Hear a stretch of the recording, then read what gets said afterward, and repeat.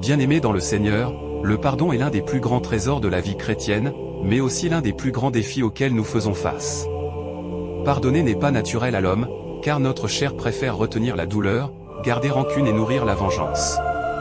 Pourtant, c'est dans le pardon que réside la véritable victoire spirituelle. 1. Le pardon, un commandement divin.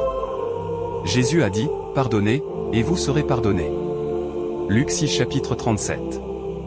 Ce n'est pas une option, c'est un ordre. Refuser de pardonner, c'est fermer la porte de la miséricorde que Dieu nous accorde chaque jour. En effet, nous commettons tous des fautes devant Dieu. Si lui-même devait retenir nos péchés, aucun de nous ne pourrait subsister. Psaume 130 chapitre 3. 2. Pardonner, c'est imiter Dieu. L'apôtre Paul écrit, « Supportez-vous les uns les autres, et, si l'un a sujet de se plaindre de l'autre, pardonnez-vous réciproquement. De même que Christ vous a pardonné, pardonnez-vous aussi. » Colossiens 3 chapitre 13. Le pardon nous rend semblables à notre Père Céleste.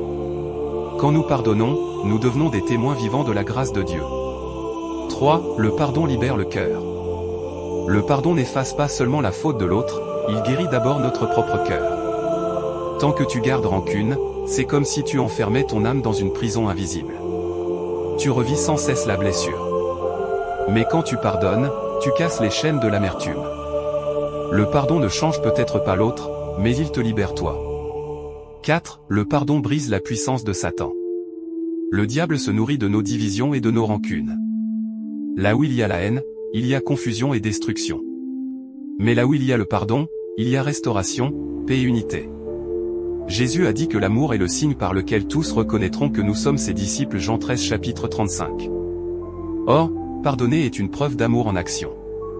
5. Pardonner, c'est croire à la justice de Dieu. Beaucoup refusent de pardonner parce qu'ils pensent que pardonner, c'est excuser ou minimiser le mal subi. Non. Pardonner, ce n'est pas nier la douleur, c'est remettre le jugement entre les mains de Dieu.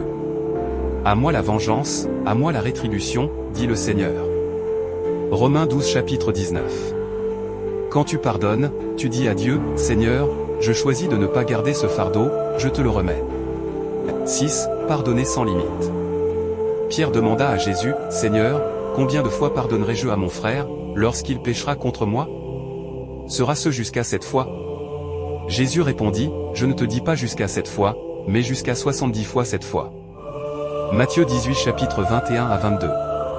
Cela signifie que le pardon n'a pas de limite. Autant Dieu nous pardonne chaque jour, autant nous devons pardonner sans cesse.